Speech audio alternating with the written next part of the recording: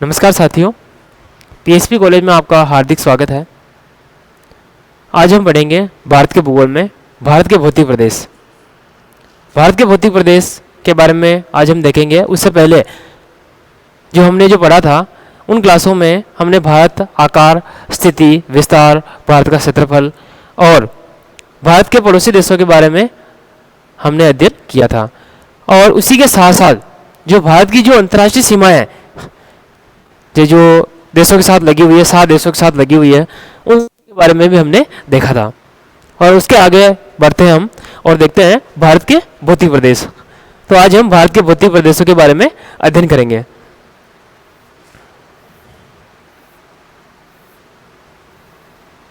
भारत के भौतिक प्रदेश बहुत ही महत्वपूर्ण टॉपिक है, जो कि इस भूभाग से हर बार कंपटीशन में प्रश्न पूछे जाते हैं। और इसमें उन सभी चीज़ों को इसमें शामिल किया गया है जो बारीकी से बारीक तक प्रश्न इनमें से उठाया जा सकता है और उसका आंसर यहाँ पर आपको मिल सकता है। तो ध्यान से देखें इनको। पहला आता है, जिसमें देखते शुरुआत करते हैं भारत के भौतिक प्रदेशों में। भारत के भौतिक प्रदेशों में सबसे पहले आता है कि भू आकृति। भू आकृति क्या होती है, भू आकृति के बारे में देखेंगे। इसे हम भारत के भौतिक प्रदेश भी लिख सकते हैं और साथ में भू आकृतिक प्रदेश भी लिख सकते हैं।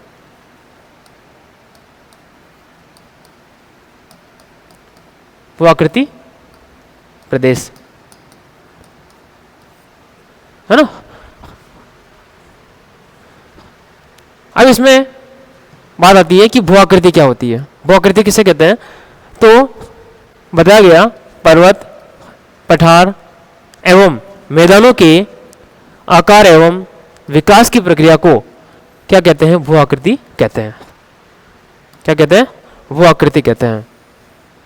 इसका मतलब क्या है कि भारत का जो संपूर्ण क्षेत्रफल है, उस भूभाग पर जो भी उच्चावच फैले हुए हैं, जिसमें उच्चावचों के अंदर पर्वत, पठार, मैदान, ये सभी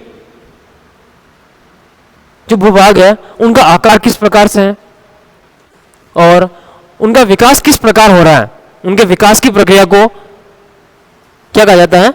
भू आकृति कहा जाता है।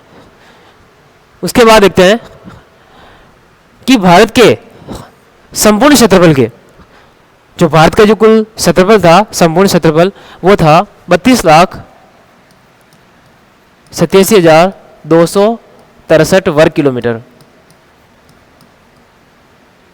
कितना था? 32,87,263 वर्ग किलोमीटर कुल क्या था? क्षेत्रफल था इसका, भारत का। अब क्या बात आती है कि भारत के संपूर्ण क्षेत्रफल के जो कितना है, 32,87,263 वर्ग किलोमीटर है, के 10.7% कितना भूभाग लिया? 10.7% भूभाग पर क्या है? पर्वत फैले हुए हैं। क्या है? पर्वत फैले हुए हैं। उसके बाद 10.7 के बाद 18.67% भूभाग पर क्या है? पहाड़ियाँ हैं। और इसकी एक जानकारी और भी आती है, जहाँ पर कुछ किताबों के अंदर लिखा हुआ था 18.6%। 18.6%। तो 18.6% भूभाग पर क्या है? पहाड़ियाँ हैं। इसका ध्यान रखना, इन दोनों में से जो परीक्षा के अंदर, कंपटीशन के अंदर, ऑप्शन के अंदर, इन दोनों में से जो भी आए उसको सही करना। अगर ये वाला आता है तो आपको इसको राइट करना है, और ये नहीं आता और ये वाला आता है तो आपको इसको सही करना है। ठीक है।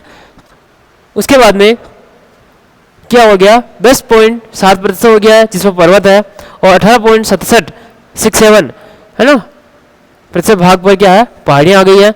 और 27% भाग पर, या यूं कहे तो 27.7% भाग पर क्या है? पठार है। उसके बाद 43% भाग पर मैदान फैले हुए हैं। ठीक है ना। तो संपूर्ण क्षेत्रफल पर, या भारत के संपूर्ण क्षेत्रफल पर कौन कौन सी भू आकृतियां फैली हुई है? तो उसमें पर्वत, पहाड़ियां, पठार और मैदान, ये 4 बड़े तौर पर फैले हुए हैं। उसके बाद कि भारत को उच्चावच के आधार पर मुख्य रूप से 6 भौतिक विभागों में बांटा गया है। कि उच्चावच जो भी स्थलाकृतियां देखने को मिलती है, उन स्थलाकृतियों के आधार पर भारत को क्या किया गया, 6 भौतिक प्रदेशों में बांटा गया। 6 भौतिक प्रदेश या 6 भू-आकृतिक प्रदेश या 6 भौतिक विभाग में बांटा गया, जिसमें पहला आता है उत्तरी पर्वतीय प्रदेश, उत्तरी पर्वतीय प्रदेश या हिमालय पर्वतीय प्रदेश। उसके बाद नंबर 2 उत्तर का विशाल मैदान, उत्तर का विशाल मैदान जो कि सिंधु, गंगा और ब्रह्मपुत्र इन तीनों नदियों से निर्मित है, और अपने भारत में जो इसका विस्तार माना जाता है वो गंगा और ब्रह्मपुत्र नदियों और उनकी सहायक नदियों से ही माना जाता है। और उसके बाद नंबर 3 थार का मरुस्थल, थार का मरुस्थल जिसे भारतीय महामरुस्थल के नाम से भी जाना जाता है।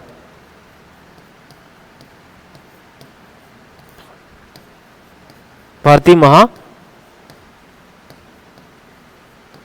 मरुस्थल के नाम से भी जाना जाता है।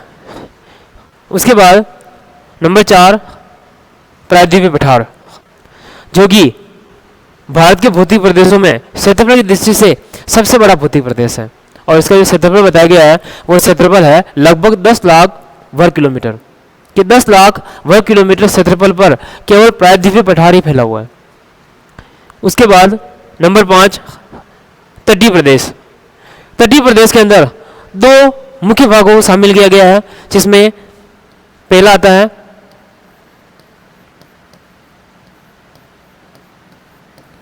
पूर्वी तटीय प्रदेश और नंबर 2 पश्चिमी तटीय प्रदेश। इन दोनों को इसमें शामिल किया जाता है। उसके बाद में नंबर 6 जो आता है लास्ट, वो है द्वीप समूह। यह द्वीपों का समूह है जिसमें लक्षद्वीप और अंडमान निकोबार द्वीप समूह को भी शामिल किया जाता है। ठीक है, तो इसमें हमने देखा था कि भौतिक प्रदेशों में सबसे पहले भू आकृति देखा था। तो भू आकृति क्या है कि पर्वत, पहाड़ियाँ या पर्वत, पठार, मैदान के आकार एवं विकास की प्रक्रिया को क्या कहा गया, भू आकृति कहा गया। उसके बाद में हमने देखा था कि भारत का जो संपूर्ण क्षेत्रफल है कितना था, 32,87,263 वर्ग किलोमीटर। जो कुल क्षेत्रफल था, उस क्षेत्रफल के कितने प्रतिशत भाग पर पर्वत फैले हुए हैं, कितने प्रतिशत भाग पर पहाड़ियाँ फैली हुई है, और कितने प्रतिशत भाग पर मैदान फैले हुए हैं, और कितने प्रतिशत भाग पर पठार फैले हुए हैं, इन सभी के बारे में हमने इसमें देखा था। और उसके बाद भारत को, या यूँ कहें तो संपूर्ण भारत को उच्चावच या इन्हीं उच्चावच के आधार पर मुख्य रूप से 6 भौतिक प्रदेशों में बांटा गया, जिसमें 6 भौतिक प्रदेश ये थे। उत्तरी पर्वतीय प्रदेश जिसमें यूँ कहें तो हिमालय पर्वतीय प्रदेश था, दूसरा उत्तर का विशाल मैदान था, और तीसरा थार का मरुस्थल था, और चौथा प्रायद्वीपीय पठार, और 5वां तटीय प्रदेश, और 6ठा द्वीप समूह। ठीक है ना, आइए अब हम आगे बढ़ते हैं, आगे देखते हैं इनमें से जो 6 जो भौतिक प्रदेश है, वो 6 भौतिक प्रदेश किस प्रकार से भारत के मानचित्र में विस्तृत है या फैले हुए हैं। तो उनकी लोकेशन हम देखते हैं।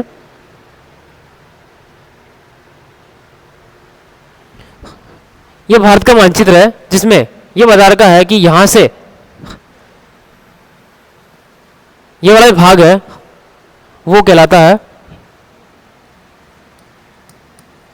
उत्तरी पर्वतीय प्रदेश, उत्तरी पर्वतीय प्रदेश या हिमालय पर्वतीय प्रदेश।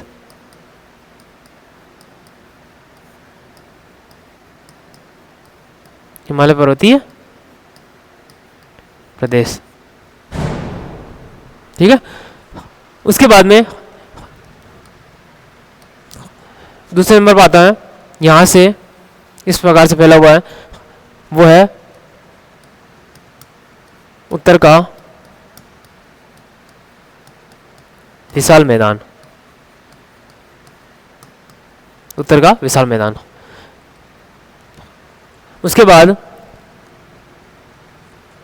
नंबर 3 ये वाला भाग है जो है थार का मरुस्थल। थार का मरुस्थल। उसके बाद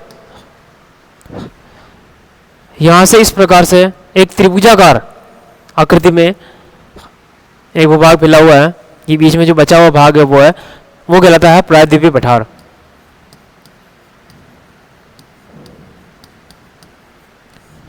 प्रायद्वीपीय पठार, ठीक है।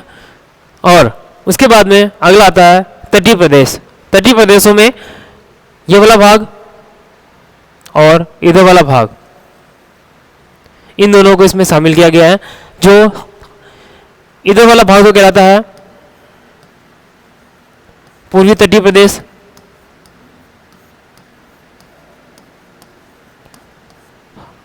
और इधर वाला भाग कहलाता है पश्चिमी तटीय प्रदेश। पूर्वी तटीय प्रदेश और पश्चिमी तटीय प्रदेश। और उसके बाद में ये वाला भाग है अंडमान निकोबार द्वीप समूह और लक्षद्वीप। इन सभी के समय इन दोनों या इनके आसपास जो जितने भी छोटे छोटे द्वीप हैं उन सभी को मिलाकर कहा जाता है द्वीप समूह।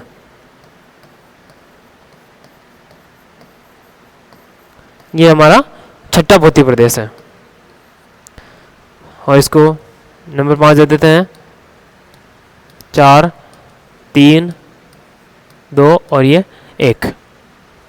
ये इस प्रकार से भारत के मानचित्र में भारत के भौतिक प्रदेश विस्तृत है या फैले हुए हैं, ठीक है। अब हम आगे पढ़ेंगे। भारत के भौतिक प्रदेशों में सबसे पहला आएगा उत्तरी पर्वतीय प्रदेश या हिमालय पर्वतीय प्रदेश के बारे में देखेंगे, जिसमें देखेंगे कि हिमालय पर्वतीय जो प्रदेश है उसकी उत्पत्ति कैसे हुई थी, किस प्रकार से हिमालय पर्वत हमारे सामने उभर कर सामने आया है और ऊंची ऊंची चोटी के रूप में स्थित है। तो उसके बारे में हम देखेंगे आगे।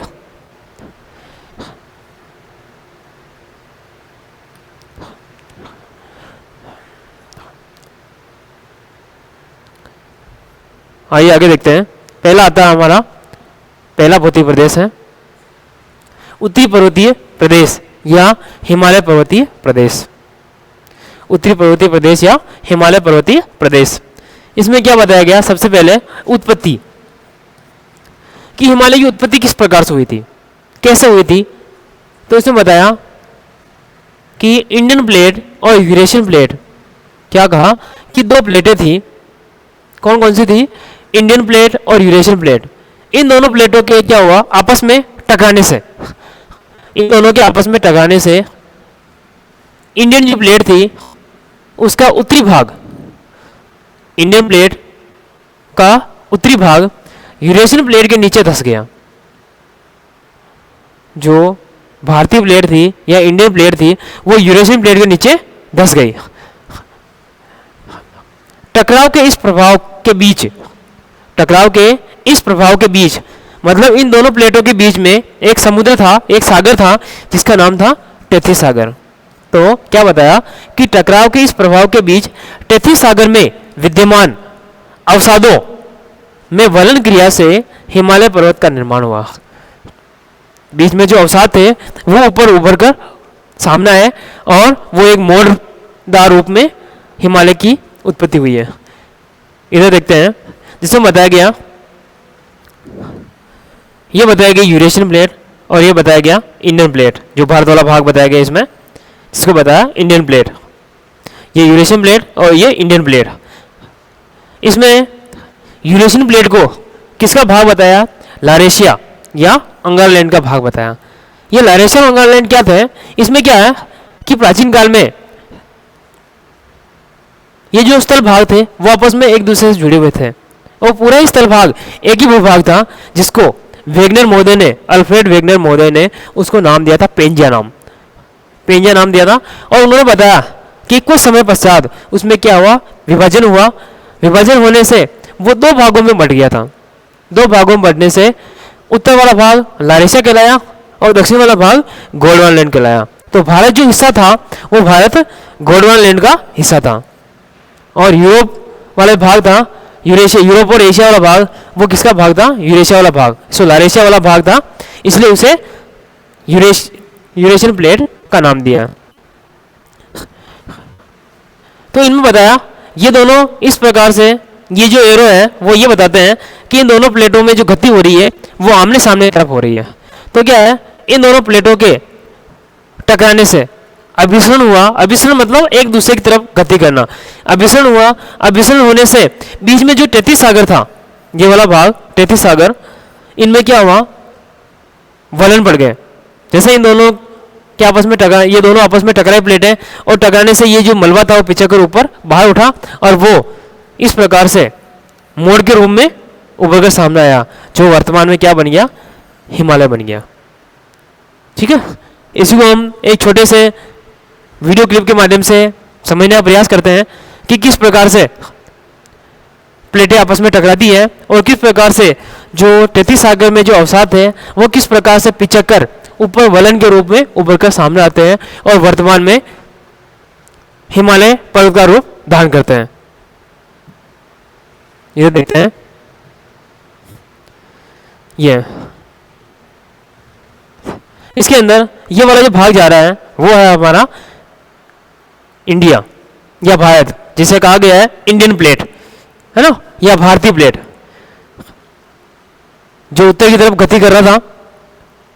और ऊपर वाला जो भाग है जिससे टकराया है वो भाग था यूरेशिया वाला, जिसे यूरेशियन प्लेट नाम दिया गया।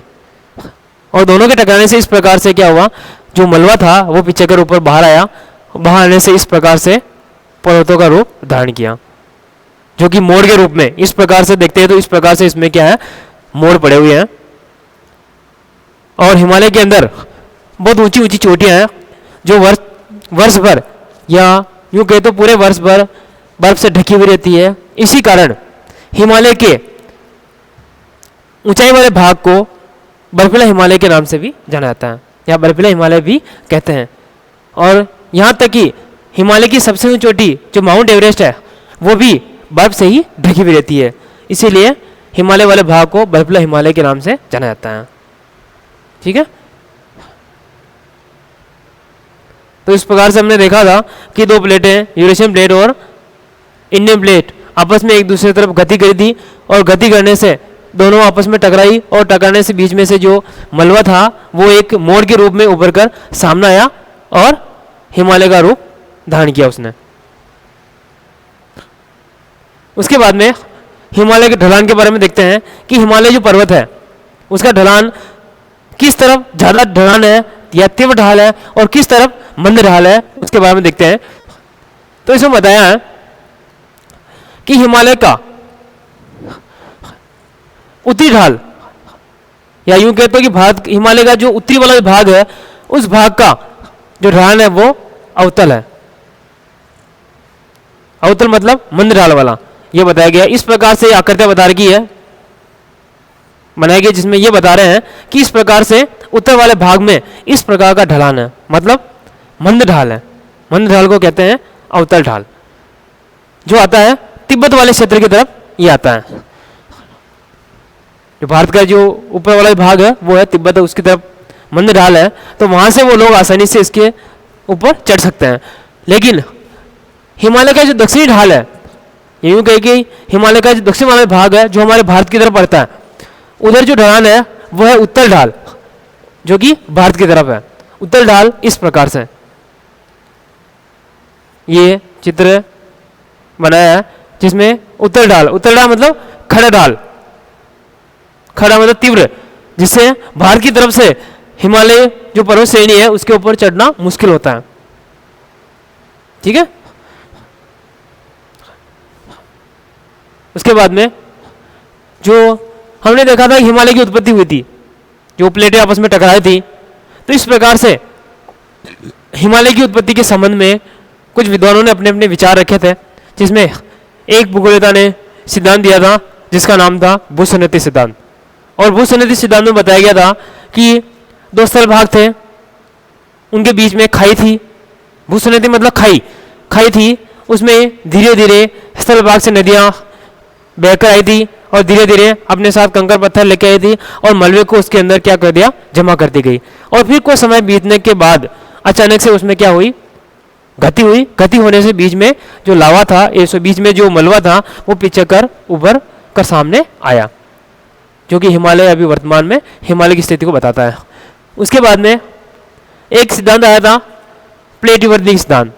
प्लेट विवर्तनिक सिद्धांत के अंदर भी इसी प्रकार से समझाने का प्रयास किया कि दो प्लेटें थी, स्थलखंड, बड़े स्थलखंड को या स्थल भूभाग को उन्होंने प्लेट नाम दिया है। जो प्लेट नाम का जो स्थल भाग को जो प्लेट नाम दिया था वो दिया था सबसे पहले टूजो विल्सन ने। उन्होंने कहा था कि विस्तृत स्थल भूभाग या विस्तृत स्थलखंड या स्थलखंड जिसकी मोटाई लगभग 100 किलोमीटर हो, उसको उन्होंने प्लेटों का नाम दिया था। तो इस सिद्धांत में यह बताया जाता है कि दो प्लेटों के आपस में टकराने से, जिसमें बताया है यूरेशियन प्लेट और इंडियन प्लेट, इन दोनों के आपस में टकराने से हिमालय की उत्पत्ति हुई है। और इन दोनों सिद्धांतों में जो सर्वमान्य सिद्धांत है या सर्वश्रेष्ठ जो सिद्धांत मानते हैं वो प्लेट विवर्तनिक सिद्धांत को ही माना जाता है, क्योंकि यही स्पष्ट करता है। उसके बाद में जो हिमालय पर्वत है उसकी स्थिति, कि भारत में हिमालय पर्वत की स्थिति कहाँ है और उनका विस्तार किस प्रकार से है, किधर से किधर की ओर है और उसकी लंबाई और चौड़ाई कितनी है, उनके बारे में हम आगे देखेंगे। तो स्थिति है विस्तार के बारे में।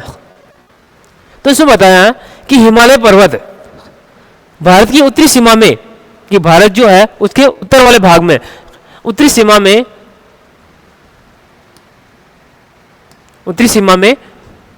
उत्तर पश्चिम में सिंधु घाट से, उत्तर पश्चिम वाला जो भाग है, जैसे ये अपना भारत है उसका उत्तर और पश्चिम वाला जो भाग है उधर घाट है जिसका नाम है सिंधु घाट। सिंधु नदी जो गहरा घाट बनाती है वो सिंधु घाट से लगाकर दक्षिण पूर्व में, इधर वाले भाग में दक्षिण पूर्व में ब्रह्मपुत्र घाट तक, ब्रह्मपुत्र नदी जो घाट बनाती है तो उसी का नाम है ब्रह्मपुत्र घाट तक 2400 किलोमीटर, कितनी है 2400 किलोमीटर की लंबाई में एक वृहत चाप के रूप में फैला हुआ है। वृहत चाप, चाप जिस प्रकार से हम प्रकार से चाप भरते हैं इस प्रकार से ऐसे फैला हुआ है। यह वृहत चाप भी कह दें या फिर इसकी जगह पर तलवार की भांति भी कह सकते हैं, या तलवार की आकृति में फैला हुआ है। यह तो घाट की बात हो गई है कि इन दोनों घाटों के बीच में हिमालय फैला हुआ है। अब हम बात करते हैं दो स्थल भागों में, जिसमें एक तरफ तो दो केंद्र शासित प्रदेश आ जाएंगे और एक तरफ राज्य आएगा भारत का, जिसमें उत्तर पश्चिम में लद्दाख व जम्मू कश्मीर, ये दोनों केंद्र शासित प्रदेश है। पहले जम्मू कश्मीर एक राज्य था, उसका राज्य का दर्जा हटा दिया गया है और उसे दो केंद्र शासित प्रदेश बना दिए गए, जो कि लद्दाख और जम्मू कश्मीर दो सामने अलग अलग केंद्र शासित प्रदेशों के रूप में उभर कर सामने आया। तो अभी वर्तमान में ये दोनों क्या है, केंद्र शासित प्रदेश है, यूटी है ना। उसके बाद में दक्षिण पूर्व की ओर अरुणाचल प्रदेश तक विस्तृत है। दक्षिण पूर्व की ओर अरुणाचल प्रदेश तक विस्तृत है। अरुणाचल प्रदेश क्या है, राज्य है। उसके बाद में हिमालय पर्वतीय प्रदेश, दो मुख्य नदियों, अब अपनी बात हो गई, दो घाट की बात हो गई है। दो घाट में तो एक तरफ तो है सिंधु घाट और एक तरफ है ब्रह्मपुत्र घाट। उन दोनों के बीच में वो एक चाप के रूप में फैला हुआ है और उसकी लंबाई कितनी है, 2400 किलोमीटर है।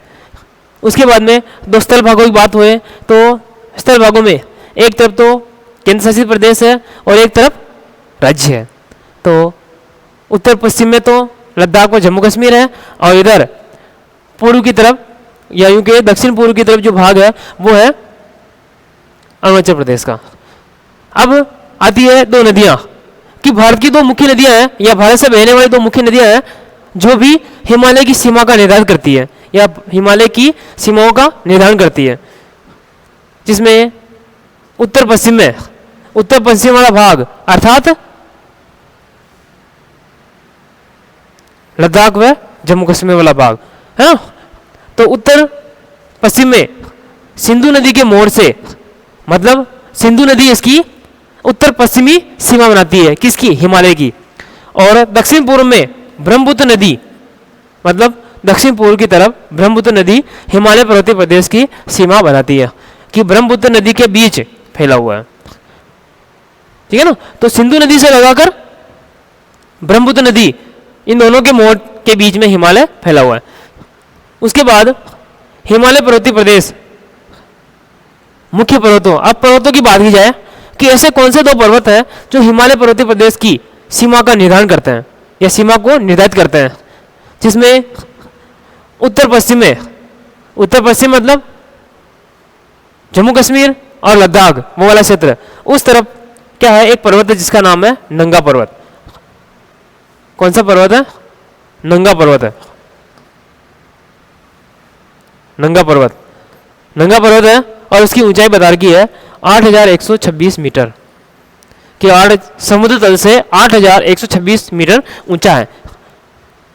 वहां से दक्षिण पूर्व में नामचा बरुआ पर्वत जो कि अरुणाचल प्रदेश के अंदर आता है, नामचा बरुआ पर्वत क्या करता है, इसकी अंतिम सीमा बनाता है और उसकी नामचा बरुआ पर्वत की जो ऊंचाई है वो है 7,756 मीटर। 7,756 मीटर इसकी ऊंचाई है। तो इन दोनों के बीच में क्या है, हिमालय पर्वतीय प्रदेश फैला हुआ है। नदियों की बात हो गई, केंद्र शासित प्रदेश और राज्य की बात हो गई, पर्वतों की बात हो गई, ठीक है। उसके बाद इन्हीं स्थिति को एक मैप के माध्यम से देखते हैं कि किस प्रकार से किधर कौन से मोड़ है और कहाँ से इस हिमालय निकलता है या फैला हुआ है, उसकी आकृति किस प्रकार से है, चापाकार है तो किस प्रकार से चाप के रूप में फैला हुआ है, उसको हम आगे देखते हैं।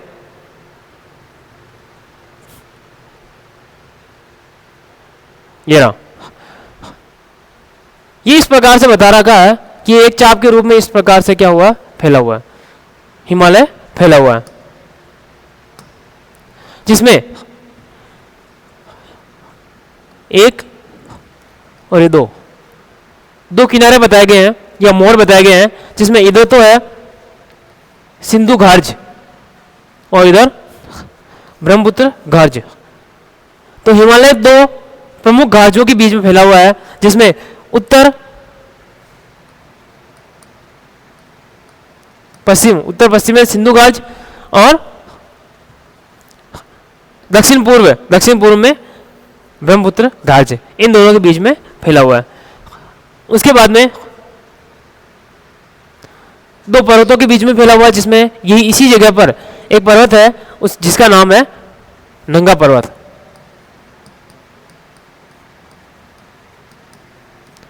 ठीक है।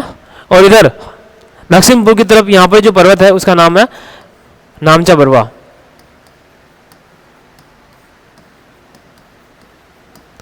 तो इन दोनों पर्वतों के बीच में फैला हुआ है।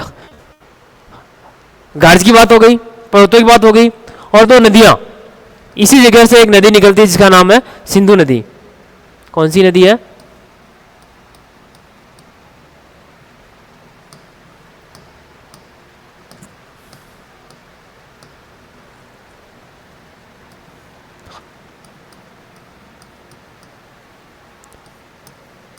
सिंधु नदी। और इधर जो नदी निकलती है उस नदी का नाम है, इधर से प्रवेश करती है भारत के अंदर अरुणाचल प्रदेश से, और उसका नाम है ब्रह्मपुत्र नदी,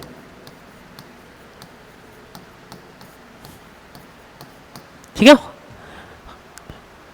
और अब इसमें दो घाट की बात हो गई है, दो पर्वतों की बात हो गई है और दो नदियों की बात हो गई है। अब आता है स्थल भाग में, जिसमें पश्चिम की तरफ तो है, इसी जगह पर जो भाग आता है वो वाला भाग जो फैला हुआ वो है लद्दाख और जम्मू कश्मीर में। लद्दाख व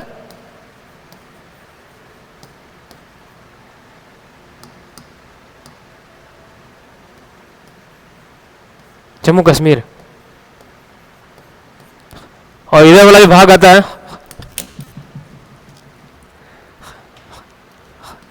इधर वाला भाग आता है वो आता है अरुणाचल प्रदेश।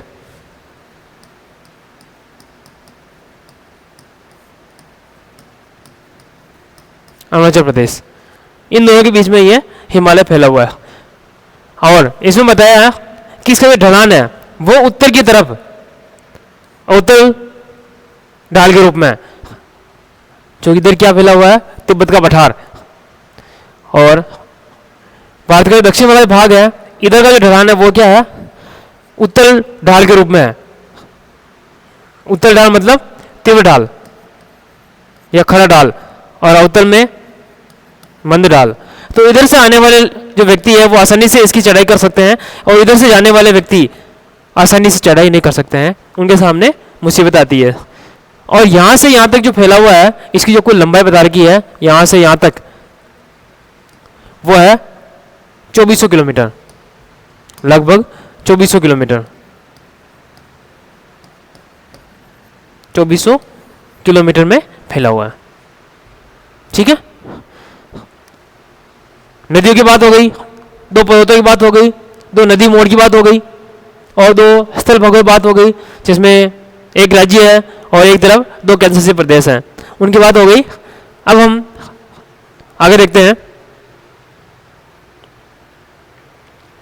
हिमालय की ऊंचाई के बारे में, कि हिमालय की औसत ऊंचाई कितनी है और उसकी चौड़ाई कितनी है, और हिमालय की जो चौड़ाई है वो किधर से किधर जाने पर उसकी चौड़ाई में वृद्धि आती है या फिर बढ़ोतरी होती है, वो भी हम इसमें आगे देखते हैं।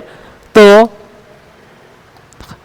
ऊंचाई के अंदर बताया गया है कि हिमालय की औसत ऊंचाई, हिमालय की औसत ऊंचाई है, औसत ऊंचाई का मतलब ये है कि हिमालय जो पर्वतीय प्रदेश जो फैला हुआ है वो कहीं कहीं पर समुद्र से कम ऊंचा है तो कहीं पर ज़्यादा है, वापस कहीं पर कम है तो कहीं पर वापस ज़्यादा है। तो इस प्रकार से उसकी औसत रूप से निकाले तो वो आता है 6000 मीटर, कि हिमालय की औसत ऊंचाई कितनी है, 6000 मीटर है। और उसके बाद में हिमालय की चौड़ाई, अब इसमें चौड़ाई की बात की जाए तो हिमालय की जो चौड़ाई है वो है 160 किलोमीटर से 400 किलोमीटर, कितनी है, 160 किलोमीटर से 400 किलोमीटर है। अब ये चौड़ाई किस प्रकार से है उसको इधर देखिए, जैसे ये हिमालय फैला हुआ है तो ये इसकी बात हो रही है, ये कितना, जैसे ये पर्वत श्रेणियां हैं तो ये किस प्रकार से चौड़ा है, फैला हुआ है, उसकी बात हो रही है। यह है इधर, जिसमें आगे देखते हैं कि हिमालय का कुल क्षेत्रफल कितना है, 5 लाख वर्ग किलोमीटर है। जो संपूर्ण जो भारत है या भारत का संपूर्ण क्षेत्रफल है उस क्षेत्रफल के 5 लाख वर्ग किलोमीटर क्षेत्रफल पर तो केवल हिमालय पर्वतीय प्रदेश ही फैला हुआ है। और फिर उसमें बताया कि अरुणाचल प्रदेश से इधर है, अरुणाचल प्रदेश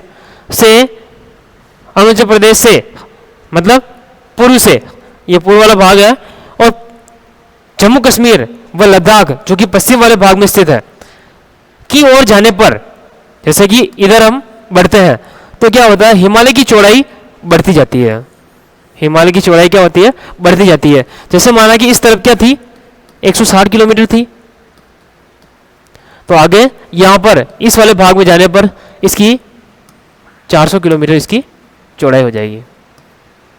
ये कहना चाह रहा है कि हिमालय की पूर्व से पश्चिम की ओर जाने पर या दक्षिण पूर्व से उत्तर पश्चिम की ओर जाने पर क्या होता है, हिमालय की जो चौड़ाई है वो बढ़ती हुई जाती है, और उधर से उत्तर पश्चिम से दक्षिण पूर्व की ओर जाए तो चौड़ाई में क्या होता है, कमी आने लग जाती है, गिरावट आने लग जाती है। ठीक है, धन्यवाद। आज के लिए इतना ही काफ़ी है, इसके आगे हम अगली क्लास में देखेंगे। स्टॉप।